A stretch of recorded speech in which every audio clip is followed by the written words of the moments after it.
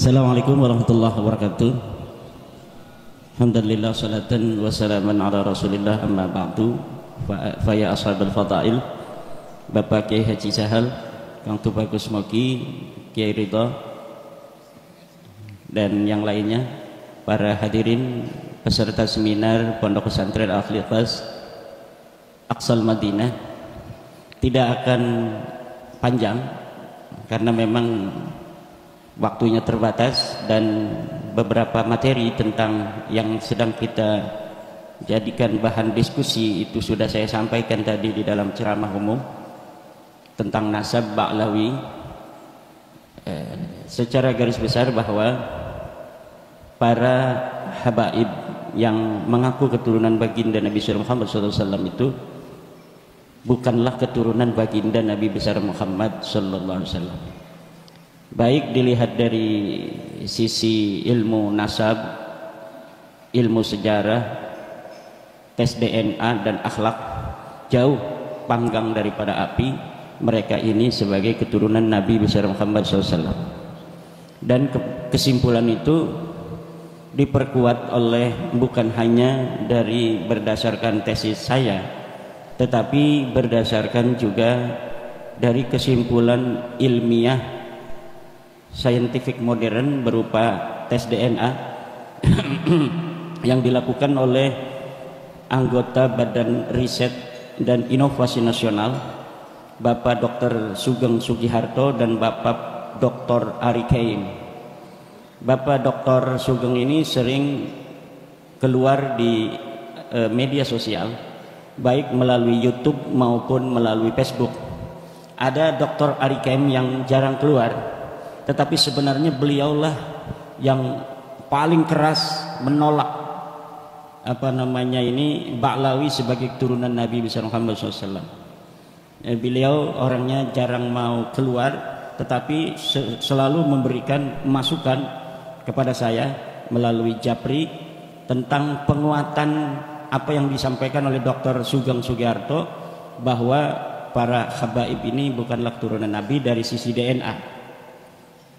Jadi Dr. Ari Kaim ini kebetulan sudah melakukan tes DNA karena beliau adalah keturunan daripada Ishak, Nabi Ishak bin Nabi Ibrahim, dan haplogrupnya Dr. Ari Kaim ini adalah J1.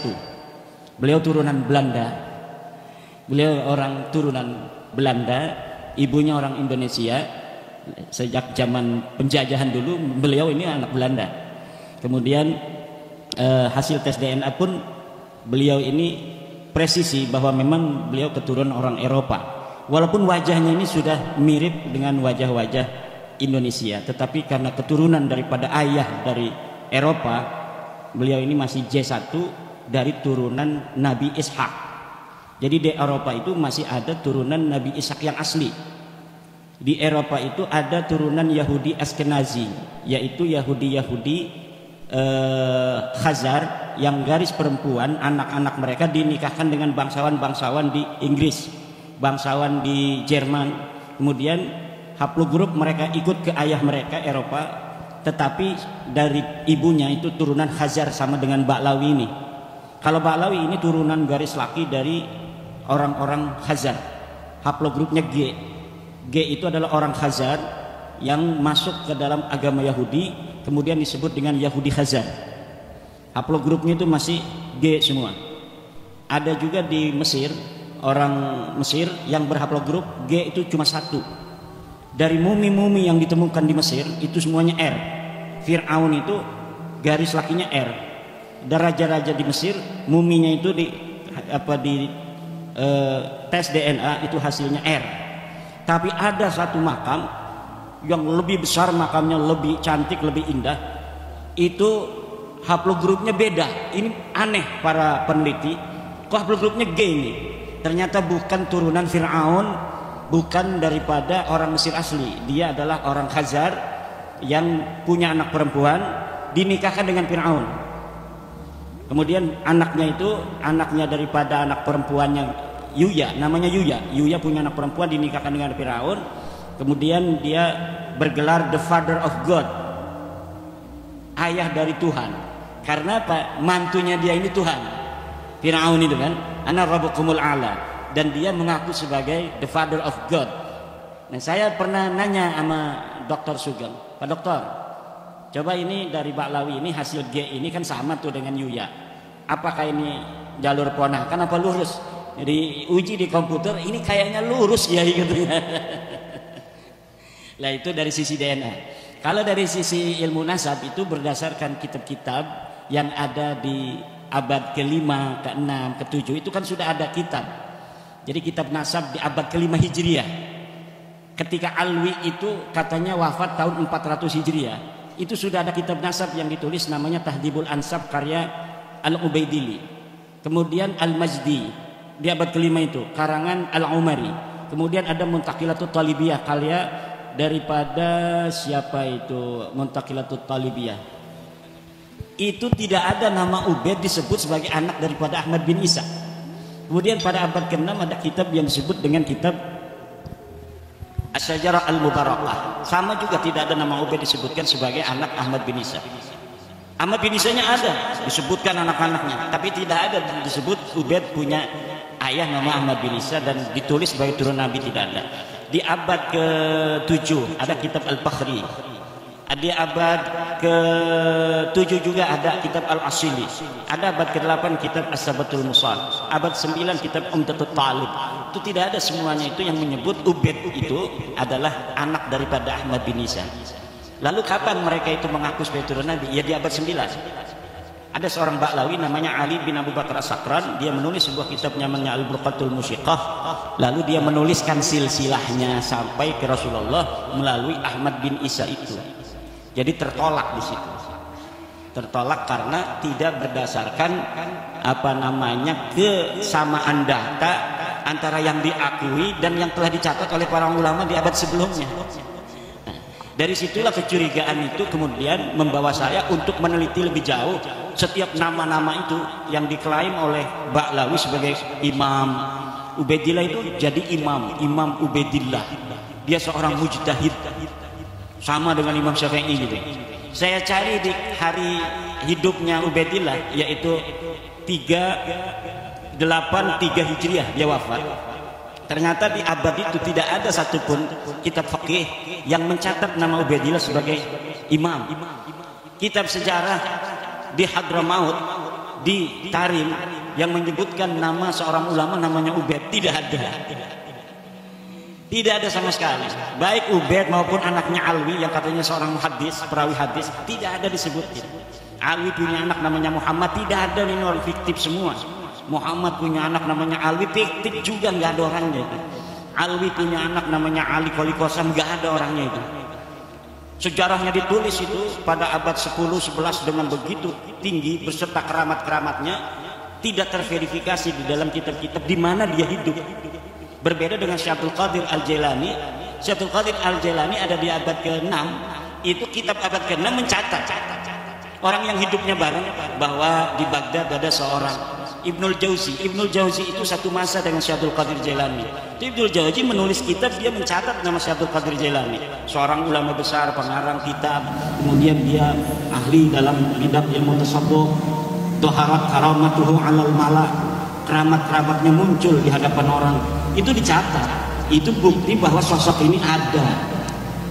Tapi kalau seorang yang hari ini dikenal ulama besar di abad keempat seperti Ubaidillah, tapi sama sekali tidak ada jejak-jejak peninggalan, baik berupa tulisannya maupun ditulis oleh muridnya, ataupun diceritakan oleh orang lain yang semasa hidupnya dengan dia, maka sosok itu tidak bisa dikatakan sosok yang eksis, tetapi dia adalah sosok yang fiktif. Seseorang yang namanya diciptakan, sejarahnya kemudian dibangun untuk diatribusikan sebagai leluhur mereka. Padahal pada masanya nggak ada orangnya dengan kesejarahan yang seperti disebutkan pada abad ke-11, ke-12, ke-13 Hijriah itu. Kebanyakan kitab-kitab Ba'lawi yang menerangkan tentang leluhur mereka itu dikarang sejak abad 9, tapi belum rapi sejarahnya oleh Ali As-Sakran di abad 9, 895 Hijriah. Kemudian diperbaharui, ditambahkan kisah-kisahnya oleh kitab Al-Ghurar karya Ali Khirid Ba'lawi pada 960 Hijriah. kemudian ditambah lagi lebih sempurna sejarahnya itu, jadilah Faqih Muqaddam itu di dalam kitab Al-Masra'ur Rawi abad 11. Nanti di abad 12 ngarang lagi lebih hebat lagi keramat-keramat sampai Mi'raj segala macam itu semakin lama semakin dibikin sejarahnya yang glorifikasinya lebih tinggi dari sebelumnya. Nah, kenapa kita bisa mengatakan seyakin-yakinnya mereka palsu? Karena glorifikasi itu. Jadi karena mereka rajin menciptakan sejarah sendiri yang tidak sesuai dengan sejarah masa lalu, akhirnya kita mudah memverifikasinya. Karena orang yang membuat sejarah di hari ini, misalnya saya mengaku berguru kepada Kiai Sahal, sementara orang-orang yang ada di Kiai Sahal kan tidak sendirian, ada murid-muridnya Kiai Sahal. Nanti muridnya ditanya, apa betul ada seorang namanya Imaduddin muridnya Kiai Sahal? Oh, tidak ada. Karena apa? Seseorang tidak akan berdiri sendirian. Misalnya lagi, Bapak ngaku-ngaku 2024 sebagai anggota PWI pengurus Kabupaten Purbalingga, kan ada SK-nya. Dia bikin tuh SK-nya, dihapus nama satu orang, dimasukin nama dia. Akhirnya pas diverifikasi di pengadilan, mana kamu ngaku-ngaku anggota pengurus PWI ke Kabupaten Purbalingga? Ini bener, ada kopnya, ada tanda tangannya, Kiai Haji Dr. Abbas bin Yahsi MA, ya kan?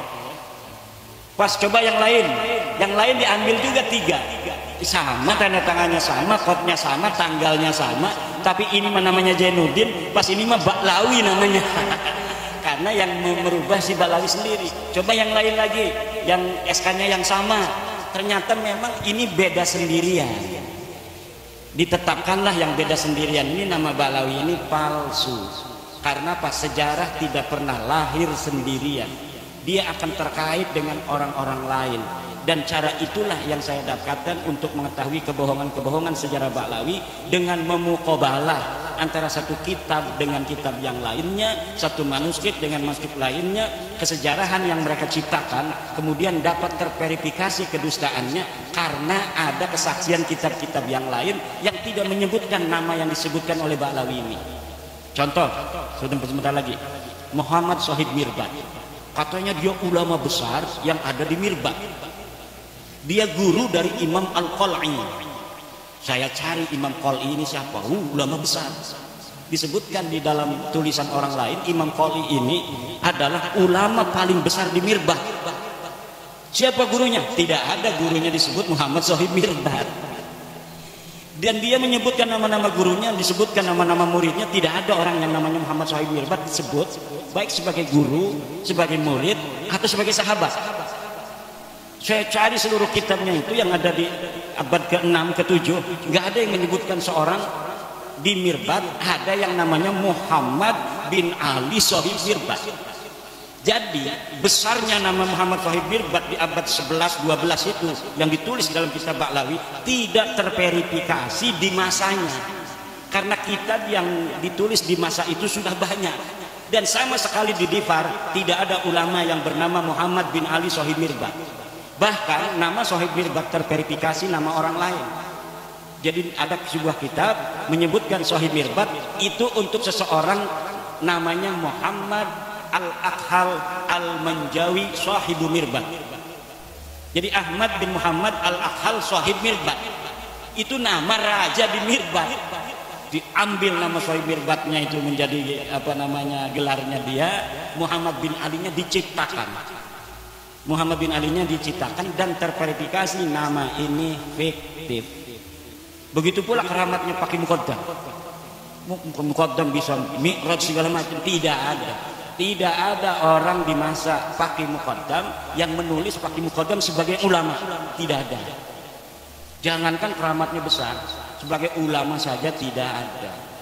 Demikian untuk yang selanjutnya itu kita bisa diskusi. Mudah-mudahan ada manfaatnya pertemuan kita kali ini. Wallahu muwaffiq ila aqwamit thoriqin. Wassalamualaikum warahmatullahi wabarakatuh.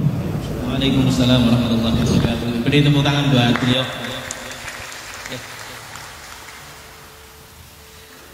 Terima kasih. Yang selanjutnya, langsung saja kita langsung pada sesi diskusi.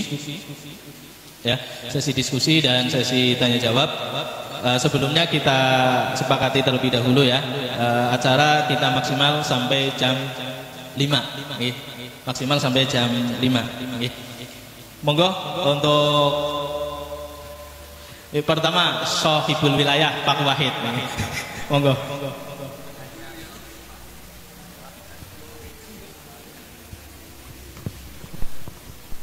Assalamualaikum warahmatullahi wabarakatuh.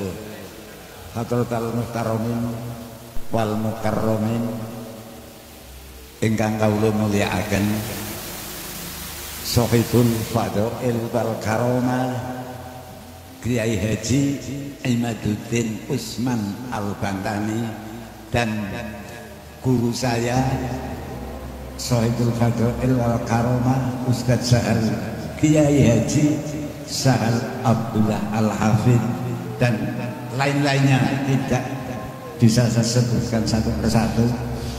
Yang pertama Romo Kiai Haji Imaduddin, saya memperkenalkan dulu, nama saya Wahid Wahyudi.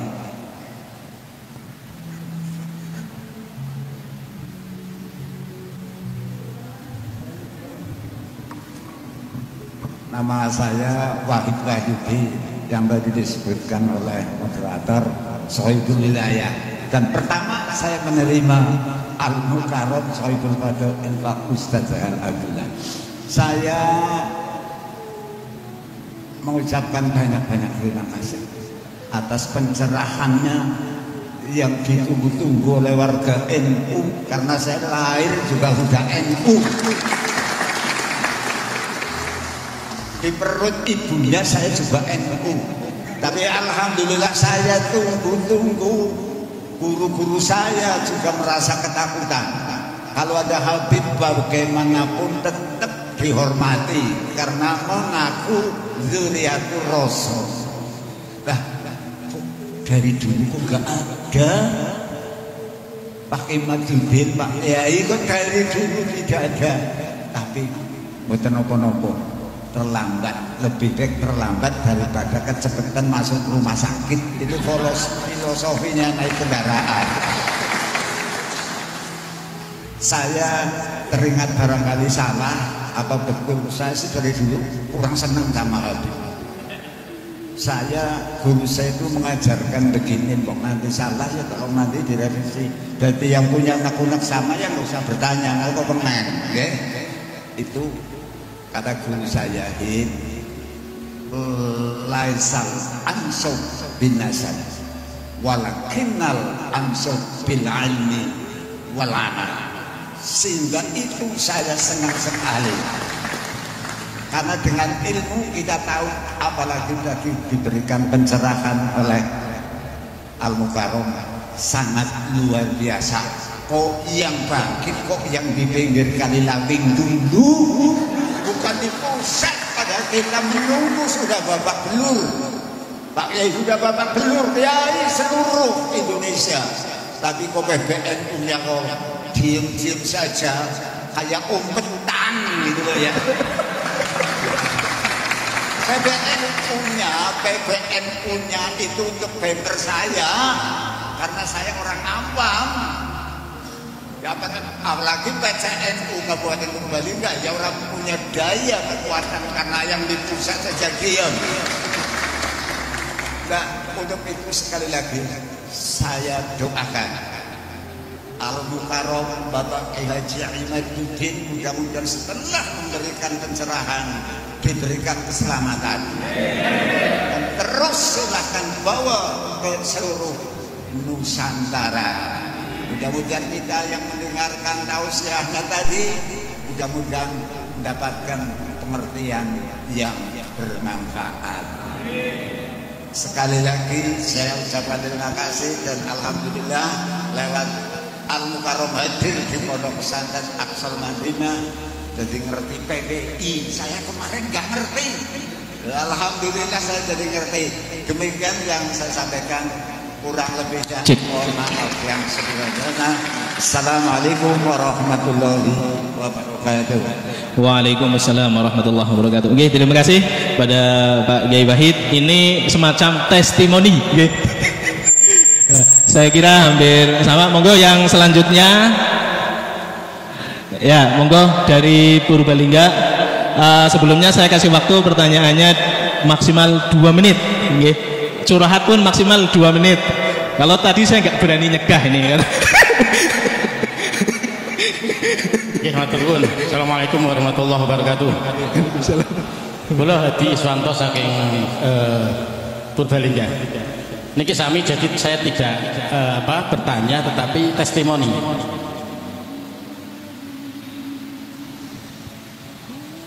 Testimoni apa yang saya alami sendiri. Jadi tahun 2021 saya itu mau ke Jombang, ke Buyren, nengok anak saya karena nyantri di sana. Sampai di Semarang saya dicegah sama teman saya di Semarang, namanya Agung, tapi saya biasa manggil pisan, itu teman kuliah saya. Terus ternyata si Agung tadi yang dulu teman kuliah saya sekarang jadi juru kunci makam. Namanya Raden Tumenggung, siapa terkenal makam Mbah Dipok di Semarang, di Kampung Petempen. Monggo saged dipun pirsani teng Facebook, teng YouTube wonten. Terus saya karena tahun 2021 belum rame, saya ziarah di makam itu. Habis itu saya ke Jombang, 3 bulan setelah itu teman saya tiba-tiba jatuh sakit dan akhirnya 2 minggu kemudian meninggal teman saya itu.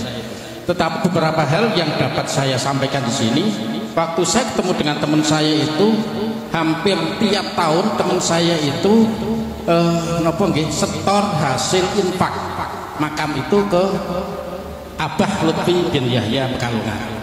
Itu hampir tiap tahun, dan itu kata teman saya itu minimal 5 karung hasil infak itu. Nah, dilalah tahun karena teman saya sudah meninggal tahun 2021, itu bulan April, berarti 3 bulan berikutnya sekitar April, Mei, Juni, Juli lah beliau meninggal. Terus tahun 2023 kemarin makam Mbah Depok itu ternyata dibongkar. Jadi saya jadi kaget juga waktu itu. Saya ke Semarang ketemu dengan istrinya si teman saya Agung itu. Ternyata karena Agung itu punya syahadah asli dari Habib Lutfi, dan makamnya itu ternyata kosong. Itu testimoni pertama. Jadi itu menjadi keyakinan saya dalam mensikapi satu. Yang kedua, mengambil keputusan saya sama keluarga saya bahwa hakul yakin bahwa Habib itu bukan dzurriyyatur Rasul. Itu pertama. Yang kedua, pada bulan Juli kemarin, saya Kang Sair sedikit lagi. Pada bulan Juli kemarin, 1 bulan yang lalu, saya diamanati dari orang tua saya disuruh menjual mobil Panther tahun 97. Lah, ada teman Muhyiddin Purbalingga berdomisili di mana? Di Bojongsari, nelpon saya. Kang, nyun sewu, saya mau lihat mobilnya. Akhirnya mobil itu saya parkir di garasi. Terus saya lihatkan, si orangnya itu bilang, ini yang mau beli bukan saya Kang, tapi Habib Salim dari Selawi. Nah, akhirnya karena Habib saya tetap hormat, karena saya pernah punya guru, Habib Lutfi itu guru saya. Saya tahun 87 sampai tahun 90 waktu saya aliyah, saya mondok di pondok pesantren Ribatul Muta'alimin di Pekalongan, di Nahrawi. Jadi saya tiap seminggu sekali itu biarin. Saya tiap hari Minggu itu saya selalu ikut rutinan mati Habib Lutfi, Simtud Duror sama Ratib Al-Hadad. Jadi 2 hal itu yang saya ikuti selama 3 tahun saya ikut Habib Lutfi. Melanjut yang tadi, yang bulan Juli tadi, akhirnya Habib Salim dari Selawi itu mau beli mobil saya. Itu pas hari Jumat. Justru saksinya ada istri saya, ada Muhyiddin yang dari Bojongsari, namanya Cak Husen. Terus waktu sholat Jumat, saya bilang, Beb, ini Jumat, tolong Jumatan dulu bareng-bareng itu. Ternyata Habib Salim itu bilang musafir gitu.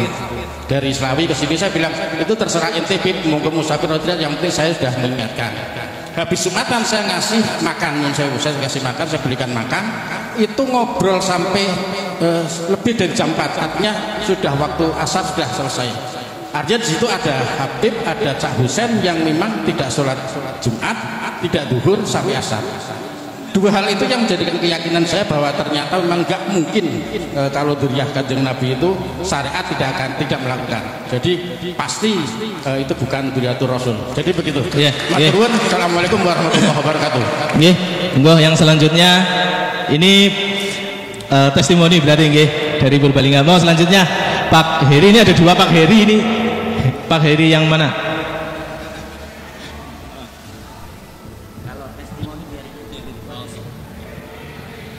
Monggo, niku pengsot Pak Heri sepuh kali Pak Heri nem.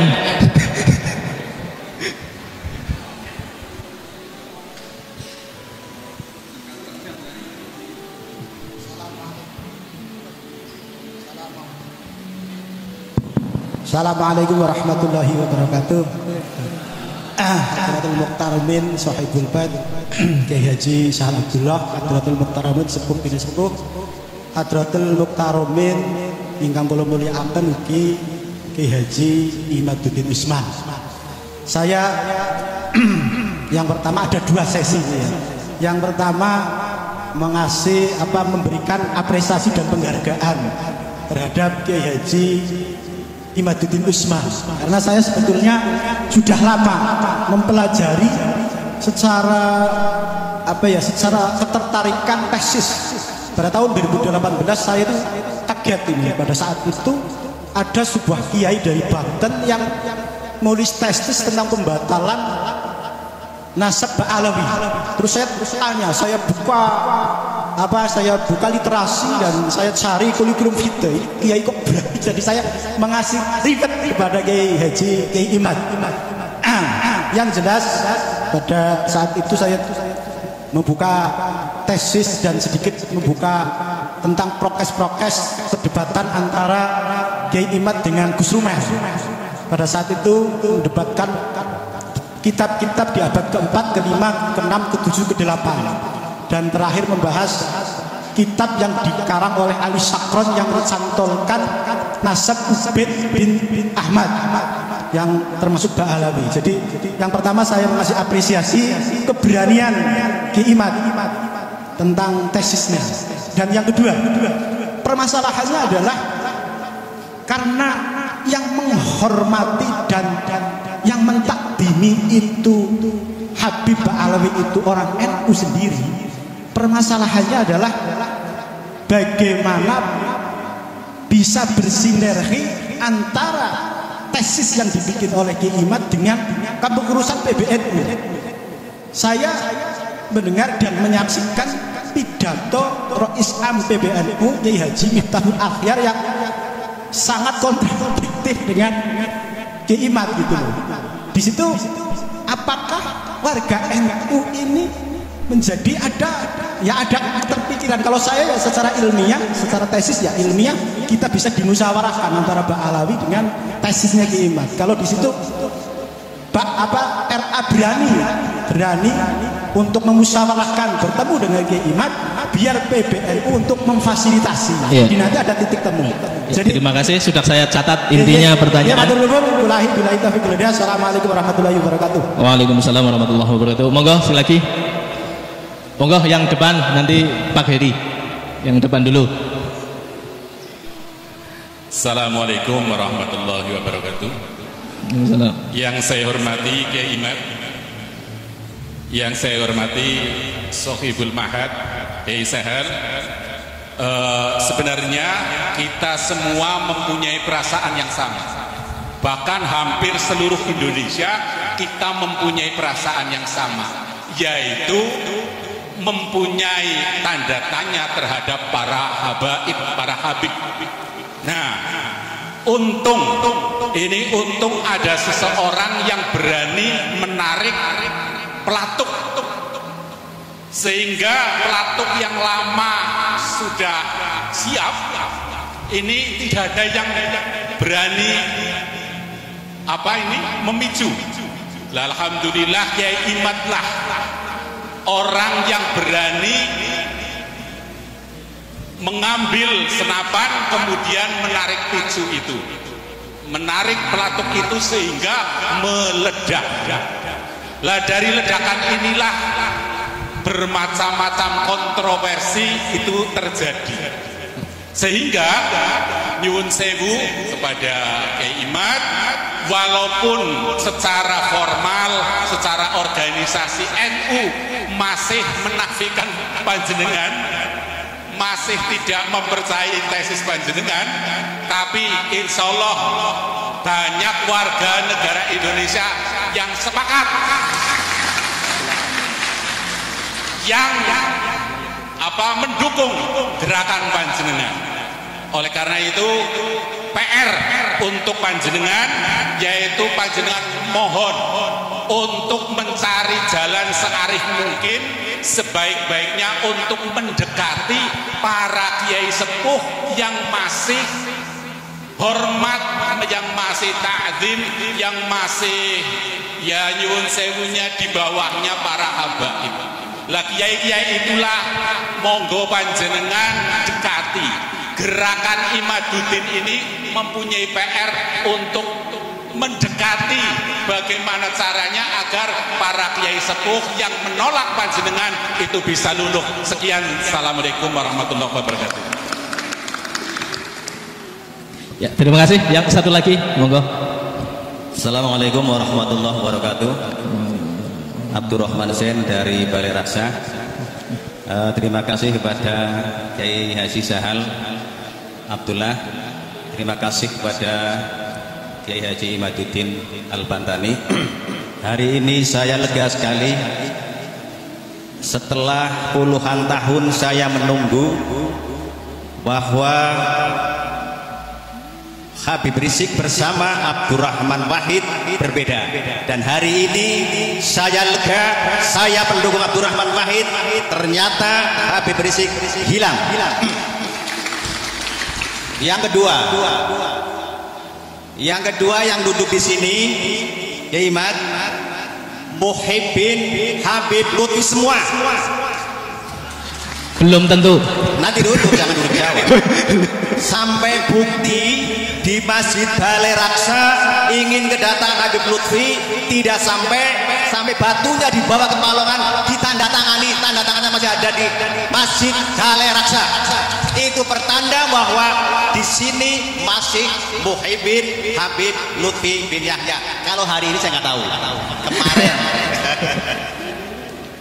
Yang ketiga, saya urut biar cepat 2 menit kan. Yang ketiga, saya sepakat dengan pertanyaan bagaimana dengan, kalau saya tidak mengatakan PBNU, saya akan mengatakan dengan Kiai Miftahul Ahyar. Satu. Yang kedua dengan pondok pesantren yang ada di Sidogiri. Yang ketiga dengan pondok pesantren yang ada di Jawa Timur, Kediri.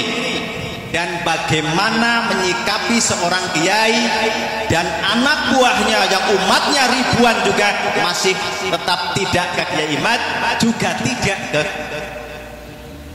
Kiai Habib.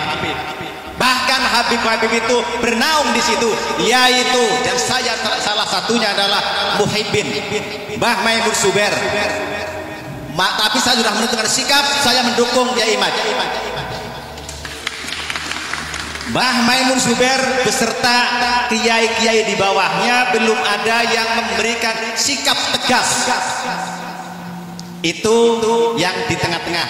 Kemudian ada di Kediri, ada yang di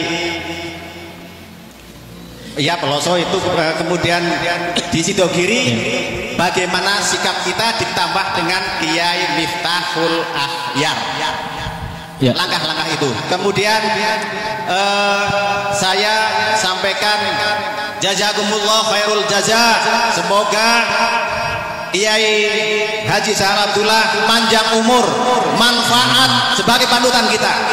Yang kedua, Kiai Haji Imaduddin Al-Bantani, terus saya dukung perjuangannya sampai kapanpun untuk menegakkan kebenaran. Dan terakhir, kemarin masih diharamkan tentang tes DNA. Hari ini saya terjawab walaupun baru sedikit oleh pembahasan Kiai Sahal Abdullah tadi pada waktu tentang menerangkan salah satu sirnya Allah adalah tes DNA. Saya menyimpulkan seperti itu.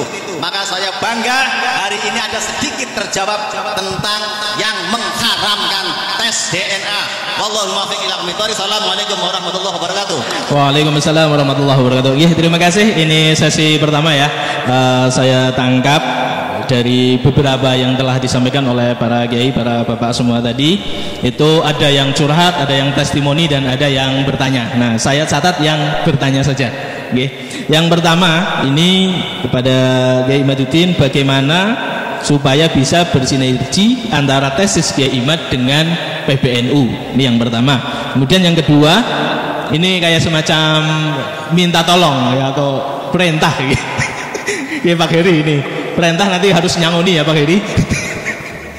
Ini monggo dekati Kiai Sepuh yang masih di bawah habaib ya, atau belum punya kekuatan. Kemudian yang ketiga ini, bagaimana menyikapi kiai besar atau kiai yang umatnya banyak atau pesantrennya besar tetapi belum berkomentar secara keilmuan, dalam arti masih di bawahnya para habaib. Nah, ini sesi pertama. Kemudian sesi kedua nanti selain ini yang ada hubungannya dengan urusan kemerdekaan adalah hak segala bangsa. Jadi ada kaitannya dengan kebangsaan atau keindonesiaan. Monggo pada Kiai Imad tiga hal ini untuk dijawab. Terima kasih. Pertama, terima kasih saya ucapkan kepada Sohibul Wilayah Kiai Wahid dan atas doa-doanya. Ini adalah merupakan sebuah alamatun min alamatil khair bagi saya, bahwa memang apa yang saya lakukan itu dinilai oleh tokoh masyarakat ada manfaat yang bisa diambil oleh banyak orang. Buktinya adalah dari pernyataan Kiai Wahid tadi.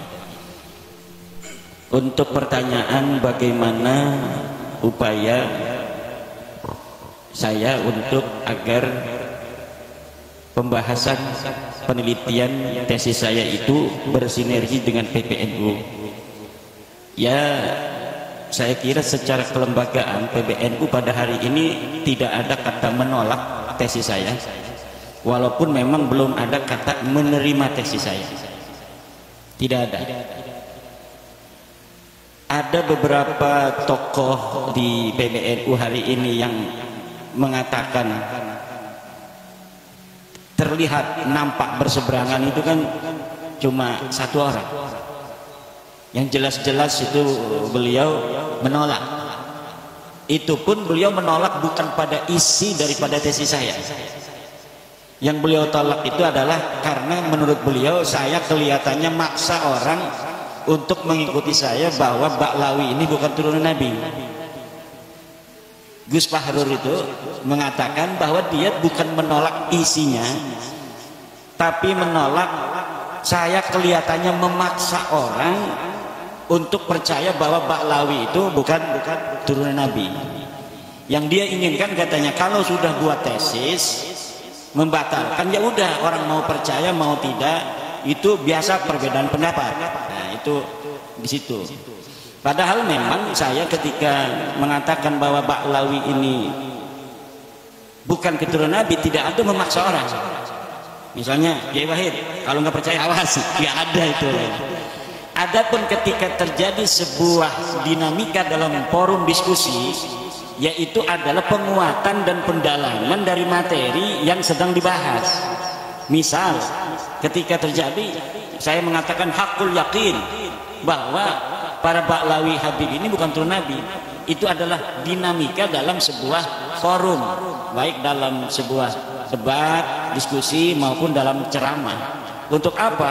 Agar orang-orang mengetahui kadar keyakinan kita terhadap apa yang kita teliti. Karena orang, terutama orang awam-awam, itu tidak bisa meneliti seperti para kiai. Kiai kan bisa baca kitab. Ketika saya menyebutkan kitab, dia bisa verifikasi kitabnya. Benar nggak apa yang saya sampaikan? Saya sebutkan ini ke dalam kitab anu, dia bisa pelajari. Oh benar. Dalam kitab anu, oh benar. Oh dalam kitab anu, oh benar. Tapi untuk masyarakat awam yang lain, cukup dengan kata-kata bahwa saya bertanggung jawab dunia dan akhirat bahwa Ba'lawi ini bukan cucu Nabi. Jadi ada apa namanya itu perbedaan di dalam tekanan dalam bagaimana kita memberikan sebuah keyakinan kepada audien bahwa apa yang kita teliti ini berdasarkan daripada keyakinan secara ilmiah yang saya yakini gitu. Jadi itu di PBNU itu. Bahkan saya apa namanya itu kan di PBNU masih teman-teman di LBM itu banyak yang mendukung, bahkan ada yang mengatakan hampir 98% mereka semua mendukung dari bahwa memang harus ada verifikasi bagi setiap saja orang yang mengaku keturunan Nabi, dan bahwa tes DNA itu presisi di dalam menentukan dia keturunan garis laki seseorang di masa lalu atau bukan. Adapun pernyataan orang tua kita Rais Am Kiai Miftahul Akhyar itu beliau menegaskan bahwa itu bukan pernyataan seorang Rais Am, beliau sendiri yang mengatakan itu katanya pernyataan saya sebagai Miftahul Akhyar. Coba masih ada pidatonya itu dalam rekaman pengajian beliau setiap hari Jumat pengajian hikam, bahwa pernyataan itu bukan pernyataan beliau sebagai seorang Rais Am, tapi beliau itu pernyataan sebagai seorang ilmuwan Miftahul Akhyar. Itu menurut kata-kata beliau sendiri ya. Jadi orang tua kita Kiai Miftahul Akhyar ya sama dengan kita sebelum ada orang, misalnya saya sebelum meneliti itu bahwa ya Habib ini turunan Nabi, rumah saya itu ya sering didatangi Habib-Habib walaupun tidak dawir, karena ada seorang Habib punya nenek ya masih keluarga, dulu itu masih neneknya ya orang sana, orang kampung saya, jadi sering ada Habib-Habib yang di rumah. Kemudian hari ini pun ada Ba'lawi yang tetangga saya ya tidak ada apa-apa, bahkan ketika apa namanya itu ada masalah pribadi dia dengan tetangganya di perumahan ngontrak itu mau diusir sama tetangganya karena musuh pribadi, kakak saya yang ketua MUI Kecamatan Kresek yang membela dia. Tiap hari itu Ba'lawi itu nongkrongnya di material paling besar di Kresek yang kakak daripada ibu saya, namanya material Pasir Indah. Itu tiap hari Ba'lawi itu nongkrongnya di situ, temenan dengan apa namanya anak daripada kakak ibu saya itu, jadi tidak ada masalah. Kalau misalnya apa namanya urusan secara kemanusiaan, yang jadi masalah adalah ketika dia mengaku keturunan Nabi kemudian minta uang dengan memaksa dan sebagainya. Nah, jadi tidak ada urusan pribadi di dalam masalah penelitian nasab para kabaib ini. Ketika kita sudah mengetahui bahwa seseorang ini adalah bukan turun Nabi, hukumnya wajib bagi siapa saja untuk memberitahu kepada yang lainnya. Hanya itu saja beban saya untuk mau pergi lama-lama ini beberapa hari meninggalkan santri saya, karena sebuah kewajiban ketika kita telah memberikan sebuah kesimpulan dan kita juga telah meyakini seyakin-yakinnya mereka bukan keturunan Nabi, kemudian banyak saudara-saudara kita terutama kiai-kiai di kampung-kampung yang mendapat mudarat dari pengakuan mereka itu, karena kita semua pengen mendapatkan syafaat dari baginda Nabi kan, akhirnya dimanfaatkan oleh oknum-oknum ini untuk kepentingan mereka dengan pengakuan mereka.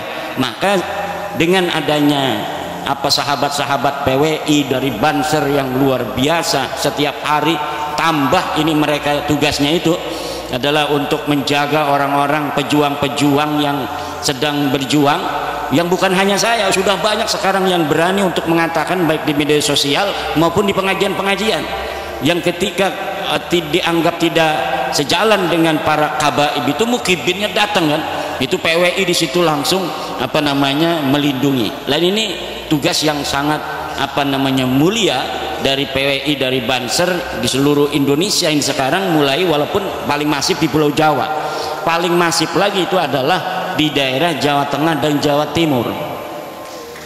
Ini paling hebatnya mungkin di Jawa Tengah ini Solo Raya dan Banyumas Raya ini, Purbalingga, Banyumas ini luar biasa. Jadi prototipe daripada perjuangan kita hari ini. Kalau dulu perjuangannya langsung dengan perjuangan senjata, sekarang perjuangannya dengan perjuangan pemikiran. Termasuk Kiai Sahal ini Ini perjuangan pemikiran, perjuangan dana, perjuangan mungkin akan banyak orang yang mukibin itu nanti mencela, mencaci, itu harus siap ya.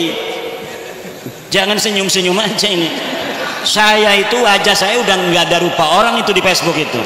Saya biasa-biasa aja karena saya menganggapnya itu wajar. Seorang Nabi Muhammad SAW saja itu kan luar biasa. Innahu sahirun kadzab dan lain sebagainya. Ada lagi sahirun majnun kan, gila dan lain sebagainya. Jadi hal-hal yang semacam itu pasti akan ada konflik, walaupun sekecil-kecilnya pun akan ada konflik. Ya semacam ini konfliknya. Mertua dengan menantu, mertuanya dukung saya, menantunya belum, atau sebaliknya mertuanya dukung Kabib, menantunya dukung saya. Jadi ada konflik sedikit. Itu pasti dalam kebenaran itu ketika diungkapkan akan terjadi clash. Nabi Muhammad siapa dulu itu yang saling tidak akur? Keluarganya Nabi. Abu Thalib, Abbas, Hamzah, ya kan? Abu Lahab, ya berbeda-beda. Yang langsung menerima hanya Hamzah, Sayyidina Hamzah. Abbas belum. Sampai perang Badar Sayyidina Abbas itu masih perangnya bersama Abu Sufyan, bersama Abu Lahab, Abu Jahal. Kemudian Sayyidina Abu Thalib sampai meninggal tidak terdengar beliau mengucapkan la ilaha illallah walaupun selalu mendukung. Jadi ada yang mendukung terus tapi nggak mau masuk PWI. Tapi mendukung, bahkan ngasih uang kalau ada acara PWI. Tapi belum pernah ngomong saya adalah percaya, saya yakinnya Baklawi itu bukan cucu Nabi, belum pernah ngomong begitu. Tapi kalau ada acara PWI, nih buat ini ngasih aja sama ketua PWI Ki Ali Ridho tuh. Ini 300.000, 400. Nah ini Abu Thalib itu. Abu Thalib itu tuh. Nah saya yakin orang tua kita di PBNU itu para aulia-aulia. Jadi apa? Para pemimpin NU itu kalau sudah diangkat di PBNU itu memiliki kelebihan. Dan apa yang telah dilakukan oleh orang-orang tua kita itu mungkin itu yang terbaik pada saat ini. Itu yang terbaik untuk kita semua. Coba misalnya kalau baru misalnya 2 tahun yang lalu tesis saya ini PBNU dulu yang nerima, dikaji oleh PBNU, diputuskan betul Habib ini bukan turun Nabi. Sedang di bawah orang belum paham. Apa yang akan terjadi? Bisa di demo betul-betul besar-besaran PBNU. Kemarin aja ada yang demo itu. Kalau kemarin urusan ecek-ecek gitu, urusan sedulur itu biasa NU itu sedulur itu nanti beres lagi itu orang-orang sedulur semua. Urusan sedulur PBNU dengan warga NU, NU dengan NU tidak akan mengeluarkan mereka dari NU bagaimanapun konfliknya. Itu kehebatan orang NU. Konfliknya nggak bakal bikin PBNU tandingan kecuali Idrus Romli. Nggak ada. Sekarang pun Idrus Romli udah nggak berani ngomong NU garis lurus, nggak berani dia. Saya omongin terus NU GL. Wah enggak, kami enggak NU GL katanya. Mana katanya kitab sejamannya tentang NU GL. Emang enggak, tapi kan mereka bikin grup Facebook dulu. Grup Facebook NU GL, bikin sebuah web NU GL. Tapi hari ini mereka nggak mau. Pak Lutfi Basori nggak mau disebut NU GL sekarang. Itu hebatnya NU. NU ini adalah jam'iyatun mubarakatun. Jam'iyatun mubarakatun, organisasi yang penuh keberkahan. Insya Allah pada saatnya semua warga NU akan sepaham dengan kita semua bahwa Habib ini bukan keturunan baginda Nabi besar Muhammad sallallahu alaihi wasallam. Apalagi tuh pertanyaannya? Bagaimana menyikapi kiai besar yang umatnya banyak ini masih belum mendukung secara keilmuan, jadi masih di bawah Habib. La tahdi man ahbabta walakinallah yahdi mayasha. Pada zaman Nabi juga yang pertama beriman itu selain dari Sayyidatuna Khadijah, Sayyidina Ali siapa? Ammar bin Yasir, ya kan? Siapa lagi tuh? Sumayyah, kan? Orang-orang ya kelas-kelas kita semua, Bilal bin Rabah. Tapi nanti lama-lama semuanya. Kalau dari atas dulu kurang cantik, tapi kalau dari bawah luar biasa itu. Nah, saya setuju tentang tadi antara Sayyiduna wa Maulana Abdurrahman Wahid dan Rizik Syihab. Kalau kita ingin tahu bagaimana dia menantang mubahalah kepada Gus Dur dulu, Gus Dur, bawa anakmu, bawa istrimu, ayo kita bermubahalah. Siapa di antara kita yang dapat laknat? Siapa di antara kita yang mati mendapat laknat? Kalau saya dalam kebenaran, maka kau akan mati mendapat laknat. Kalau engkau dalam kebenaran, saya dan keluarga akan mendapat laknat. Mati dalam su'ul khotimah katanya kan, mati hina dina. Gus Dur udah meninggal apa belum? Gus Dur sudah wafat, dan dunia menyaksikan Gus Dur wafat dalam keadaan mulia.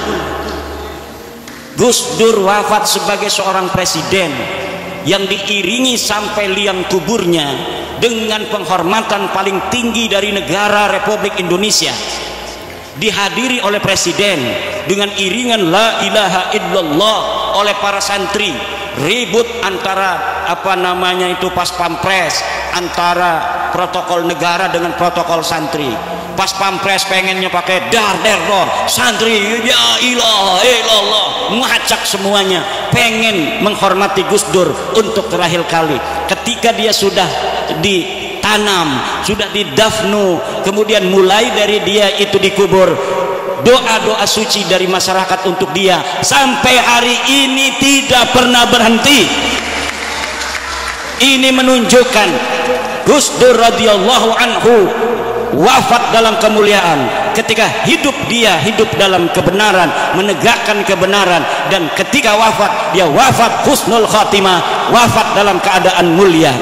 Sekarang tinggal musuhnya yang mubahalah itu. Kita akan saksikan yang berani bermubahalah dengan Gus Dur itu bagaimana akhir hidupnya, dan hari ini alamannya sudah mulai nampak. Bagaimana setiap hari dia merendahkan dirinya dengan kehinaan, terus menuju titik nadir kehinaan yang paling hina dina. Terima kasih.